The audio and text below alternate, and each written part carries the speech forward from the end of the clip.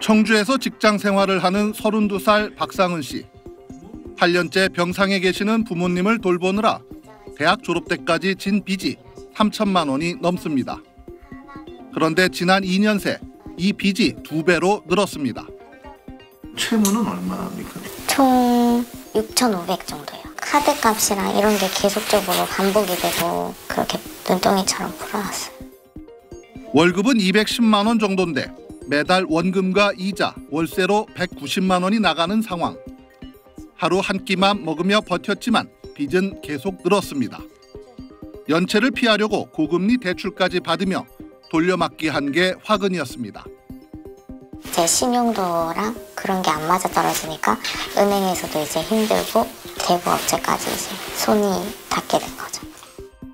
최근엔 금리 2%대 대환 대출을 해준다는 보이스피싱에 걸려 1,500만 원의 빚을 추가로 지게 됐습니다. 이런 류의 사기가 좀 요즘 많습니까?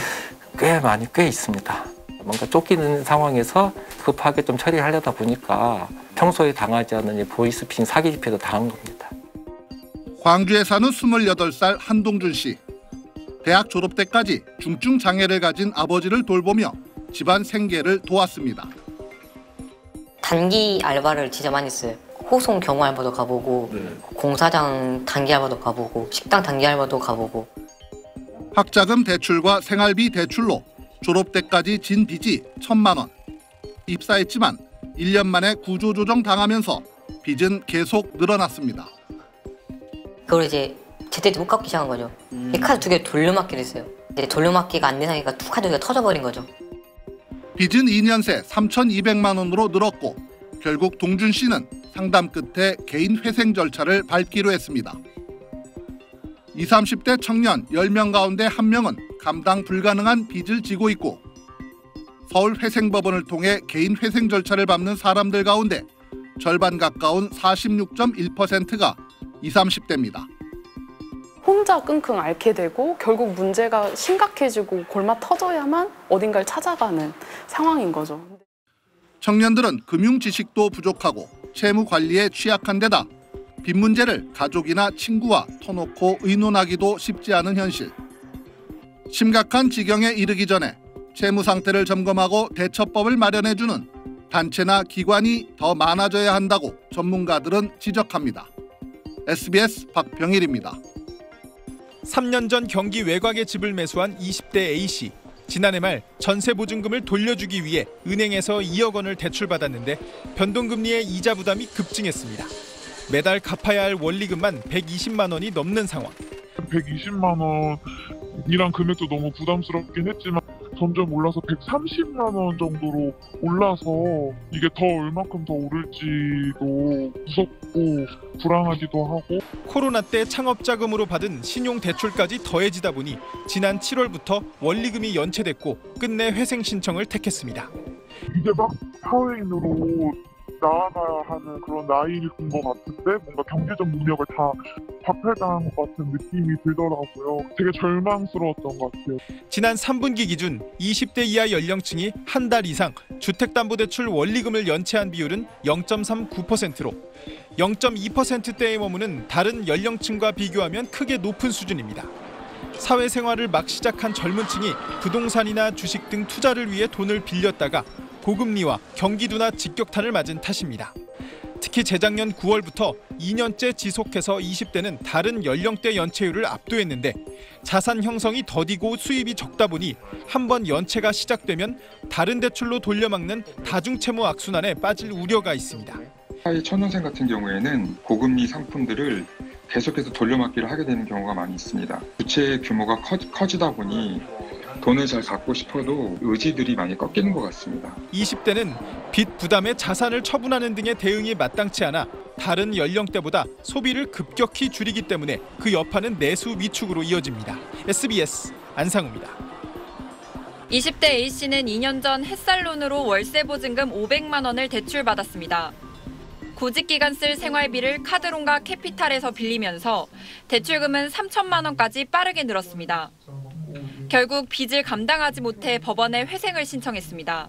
신용이 좀 이렇게 안 되다 보니까 이제 캐피탈에서 빌린 게 좀 더 많은 것 같아요. 15% 이상이 됐던 것 같아요. 다분은 30이거든요. 빌린 돈을 제때 갚지 못하는 젊은 층이 점점 늘고 있습니다. 지난 6월 말 기준 은행 전월세 대출을 포함한 주택담보대출의 20대 이하의 연체율은 0.44%. 전 연령층 최고치로 다른 연령층의 2배가 넘습니다. 정부가 저신용자에게 최대 100만 원까지 해주는 소액생계비 대출도 20대 연체율이 24.5%로 전 연령층에서 가장 높았습니다. 4명 중 1명이 8천 원 정도의 이자도 제때 내지 못하고 있는 겁니다. 20대 연체율 급증의 원인은 복합적입니다. 다른 연령대보다 직업과 소득이 불안정한 상황에서 고금리와 고물가 등으로 생활 주거비 부담이 커졌습니다. 여기에 코로나 사태 전후로 뜨겁게 달아올랐던 부동산과 주식, 코인 등에 무리하게 빚을 내 투자한 것이 영향을 미쳤다는 분석도 나옵니다. 20대부터 벌써 연체 기록도 남고 신용 거래하는데도 위험이 있고요. 당분간 시장 금리가 상승하는 기조가 지속될 것으로 보이거든요. 높아진 금리를 더 이상 감당하지 못해서 20대 빚 부담은 금융 불안 요소이자 결혼과 출산 포기로 이어지는 만큼 경제 취약계층을 위한 정책 금융 상품 등의 대책이 요구됩니다. SBS 박예린입니다.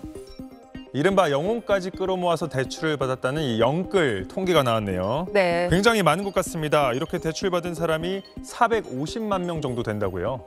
네. 일단 우리나라에 가계빚이 있는 사람 전부, 그거는 다 해서 1978만 명 정도입니다. 네. 한 명당 평균 9,332만 원 정도의 빚이 있는 걸로 나오는데요. 이 중에서 3개 이상의 금융기관에서 동시에 빚을 지고 있는 사람, 한마디로 낼 수 있는 빚은 다 끌어모아서 내고 있는 영끌 상태라고 할 만한 다중채무자가 448만 명에 이르는 걸로 나타났습니다. 전체의 대출자 중에서 가계대출자 중에서 22.6%, 그러니까 5명 중 1명이 훌쩍 넘는 거죠. 3개 이상의 금융기관에서 빚을 지고 있으면 추가로 빚을 더 내기는 사실상 힘들다고 봐야 합니다. 한 개까지 빌린 상태고요. 여차할 경우에 흔히 말하는 돌려막기도 어렵습니다. 이렇게 이른바 영끌족이라고 할 수 있는 사람들이 1분기보다도 2만 명 더 늘면서 관련 통계를 만들기 시작한 이래 역대 최대 규모로 늘어나 있습니다. 한국은행이 양경수 의원실에 제출한 지난 2분기 말 시점의 가계대출 현황인데요. 영끌족 빚의 규모는 물론 일반적인 가계대출자들보다 컸습니다.